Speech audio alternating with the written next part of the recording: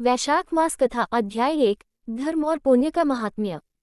प्रस्तावना। हिंदू धर्म में प्रत्येक मास का अपना एक विशेष महत्व है, परंतु वैशाख मास को विशेष रूप से पुण्यदायक एवं मोक्ष प्रदान करने वाला माना गया है।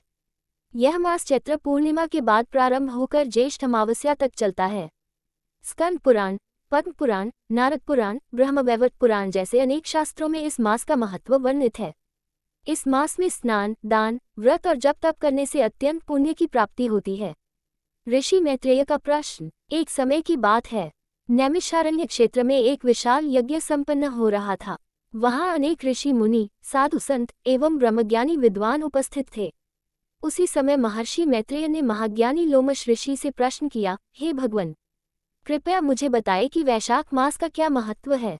इस मास में कौन से व्रत, स्नान और दान महत्वपूर्ण हैं? यह मास किस प्रकार मनुष्य को मोक्ष प्रदान करता है? ऋषि लोमश बोले, हे वत्स मैत्रेय, तुमने अति उत्तम प्रश्न किया है। ये प्रश्न केवल तुम्हारे लिए ही नहीं, अपितु समस्त मानव जाति के कल्याण के लिए उपयोगी है। अब मैं तुम्हें उस कथा का वर्णन करता हूँ जो स्वयं भगवान नारायण ने धर्मराज को सुनाई थी। भगवान विष्णु द्वारा वर्णित कथा। प्राचीन काल में एक नगर में सुदर्शन नामक एक ब्राह्मण रहता था। वह अत्यंत पवित्र, धर्मनिष्ठ एवं सत्यवादी था, परंतु अत्यंत निर्धन था। उसके घर में भोजन के लिए भी कुछ न बचता था। फिर भी वह प्रत्येक दिन सूर्योदय से पहले गंगा में स्नान करता, गायत्री मंत्र का जाप करता और निर्धन होते हुए भी अतिथि को भोजन कराता। एक दिन सुदर्शन ने एक साधु को भोजन कराया, जिसने प्रसन्न होकर कहा, वत्स, तू अत्यंत पुण्यात्मा है। मैं तुझे एक रहस्य बताता हूँ। वैशाख मास का विशेष महत्व है। यदि तू इस मास में सूर्योदय से पूर्व गंगा में स्नान कर, व्रत रखे, तुलसी, पीपल एवं भगवान विष्णु की सेवा करे, तो तेरे सारे पाप नष्ट हो जाएंगे और भवसागर से पार हो जाएगा। सुदर्शन का तप। सुदर्शन ने वैसा ही किया। वह वैशाख मास के आरंभ से ही गंगा स्नान करने लगा, व्रत रखने लगा, तुलसी की पूजा करता, श्री विष्णु सहस्त्रनाम का पाठ करता और निर्धन होते हुए भी अपने सामर्थ्य के अनुसार दान करता। एक दिन जब वह तप में लीन था, तब उसे स्वप्न में भगवान विष्णु के दर्शन हुए। भगवान बोले, वत्स सुदर्शन, तूने मेरे प्रिय वैशाख मास का पालन करके अत्यंत पुण्य कमाया है। अब मैं तुझे वर देता हूँ, तू अगले जन्म में राजा बनेगा और मोक्ष को प्राप्त करेगा। वैशाख मास के व्रत और नियम। फिर ऋषि लोमश ने मैत्रेय को बताया कि इस मास में विशेष रूप से निम्न नियमों का पालन करना चाहिए।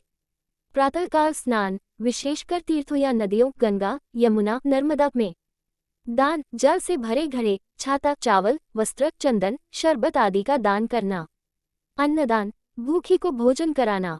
पादुका दान, पैदल चलने वालों को जूते चप्पल दान देना।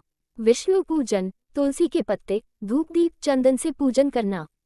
अन्न व्रत, एक समय अन्न, फलाहार या निर्जल व्रत रखना। तुलसी सेवा, तुलसी के पौधे को जल देना, उसकी रक्षा करना। धर्मराज की सभा में विमर्श। इस कथा को सुनाने के बाद ऋषि लोमश ने बताया कि धर्मराज की सभा में भी जब पुण्य और पाप का हिसाब किया जाता है, तब वैशाख मास में किए गए पुण्य सबसे ऊंचे माने जाते हैं। इस मास में किए गए छोटे से छोटे पुण्य भी 100 गुना फल देते हैं और पाप भी इस मास की तप से नष्ट हो जाते हैं। पौराणिक प्रसंग। ध्रुव की कथा। वैशाख मास का एक विशेष प्रसंग ध्रुव महाराज से भी जुड़ा है। ध्रुव ने भी वैशाख मास में तप आरंभ किया था, जब उन्होंने नारद मुनि के उपदेश से प्रेरित होकर श्रीहरि का ध्यान किया था। 5 महीने में ही भगवान ने उन्हें दर्शन दिए और अमर ध्रुवपद प्रदान किया। अतः यह मास भगवान को शीघ्र प्रसन्न करने वाला भी कहा गया है। क्या आप चाहते हैं कि मैं आगे की कथा भी इसी शैली में जारी रखूं?